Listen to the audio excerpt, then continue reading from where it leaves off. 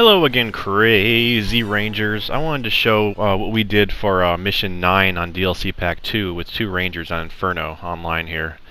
This mission is actually, I was thinking it was going to be kind of rough, but it's actually not bad if you memorize the patterns. It's all about the patterns. As far as weapons, we both have the explosive new shotgun, and we both have the fusion blaster. You don't need the fusion blaster, but it's really strong, of course. And then we also have the new walking speed item, just because it'd be nice to be walk faster. So right at the start here is going to be 2 anchors on the beach, not bad at all. Just quickly take them out. It takes about 1.5 shots to do the anchors with the shotgun. So you can always have one person shoot the shotgun and the anchor, and then the other person finish it off with their machine gun or their fusion blaster or whatever they have. So not too bad. You can always leave one enemy to reset and get your armor back, get your health, so not too bad. So now we're just going to reload our weapons, make sure our fusion's reloaded and shotgun's reloaded, and then we're going to go to the next phase.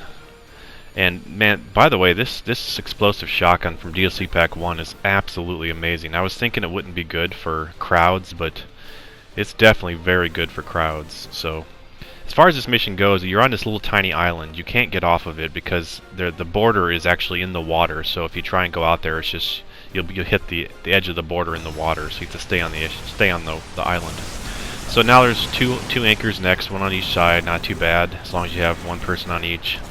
You can kill it relatively quickly. Enemies aren't too bad on this one. So yeah, so if you try and go out behind you or in front of you, all that is water, all that is border. So you can't actually go out there. So kind of an interesting mission.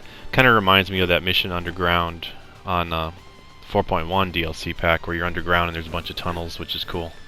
Now there's going to be four on the beach really close together, so we're going to kill these really quickly. Not too bad.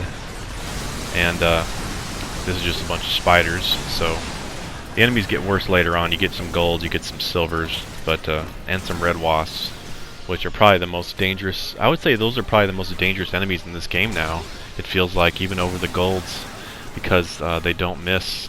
And I don't know if it's just me, but the wasps seem to hit a lot harder this time around, the yellow ones, than compared to the other game. I don't remember ever being afraid of yellow wasps in the previous game as much as I am in this game. So kind of a cool, I don't mind it, it's kind of an interesting change.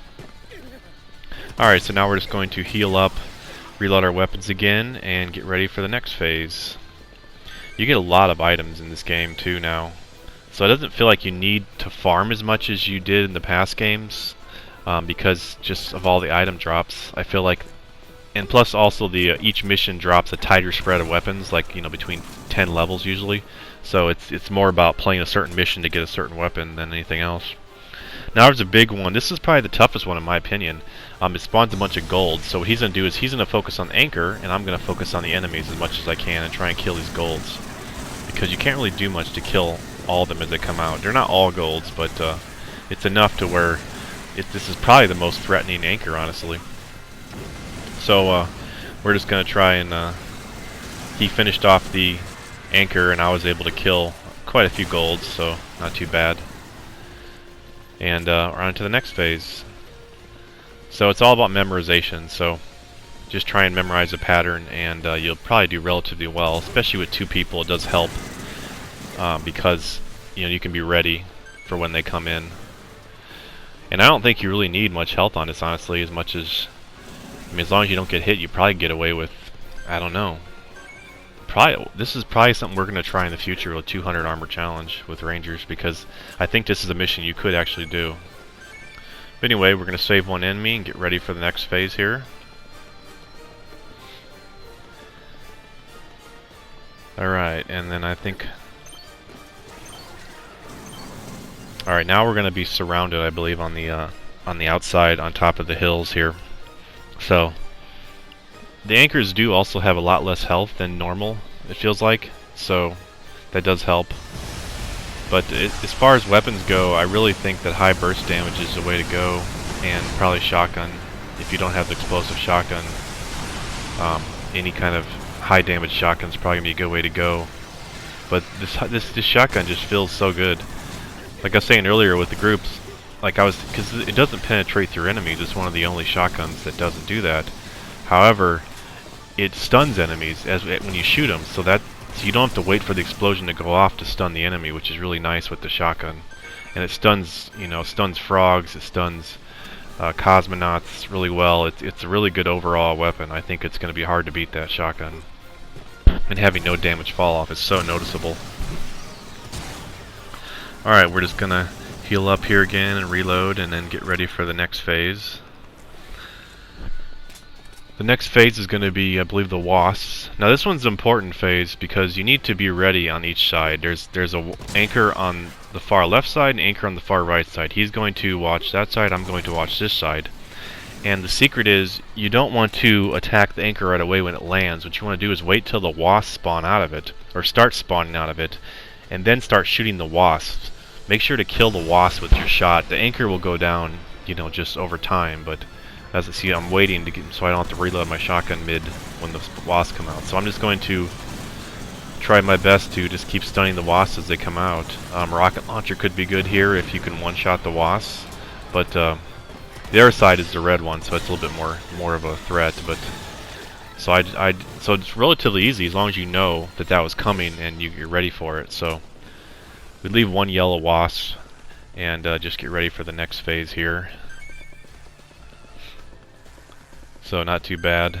There's always a lot of items on the beach, so you're definitely gonna have enough items to heal up. Alright, we kill that. And now I believe it is the big anchor on the beach, which is all the spiders.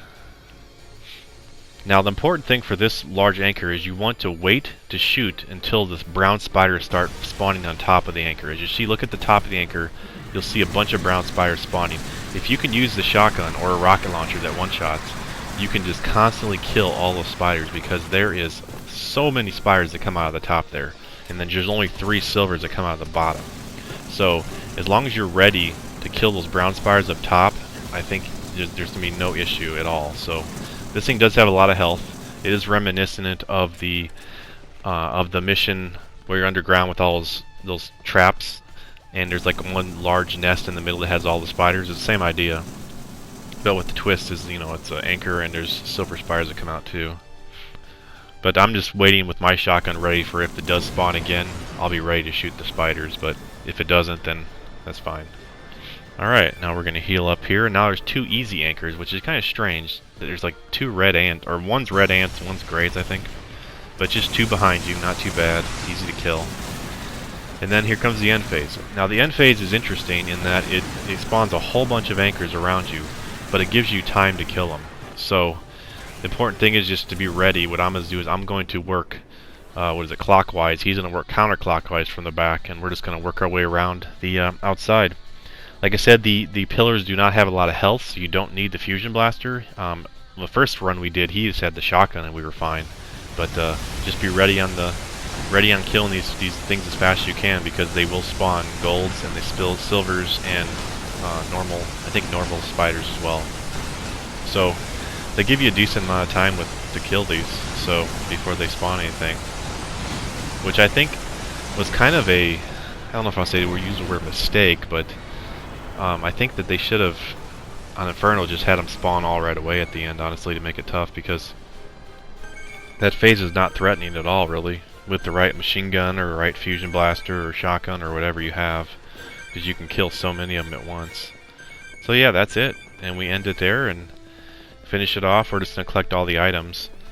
We did find out that if you have a collection ring on you, you know, like the item rings, because originally we took the item that gives you 800% collection ring and 250% more health to yourself and rangers, our fellow soldiers. Well, not your friends, but like the NPCs. But what you can do is with that ring you can go out there and swim, and you can collect everything on the ground, even if it's low and really low in the water. You can collect with that ring. So because there's a bunch of items in the water, so something to keep in mind if you want to play this mission to get items, which I think is a good mission to get items on. Just make sure to have one person have a collection ring, so you can collect all those items in the water, and it'd be a lot better for item collection.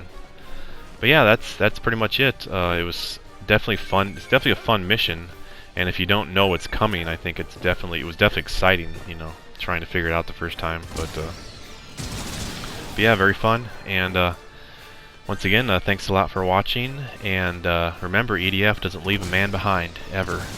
I hope to see you on the next video.